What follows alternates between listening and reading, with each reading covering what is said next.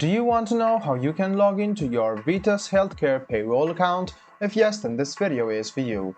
Hello and welcome to How to Log In. It's your host back again with yet another interesting tutorial video. In this video, I'm going to teach you how you can log into your Vitas payroll account. Go ahead and open any browser and go to the search bar to search for Vitas Payroll Login and then click on the first link which says Vitas Healthcare. Now you can see that you can log in using your email ID or your username, so go ahead and write it over here. After you've written it down, go to the password section and write down your password associated with your account. Make sure to check your password once and then click submit.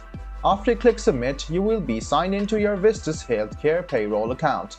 If you have any kind of confusion about your password and have forgotten it, go ahead and click on this link and a mail will be sent to you by Vitas if you write down your email address, employee ID and click submit, and then you can reset your password quite easily.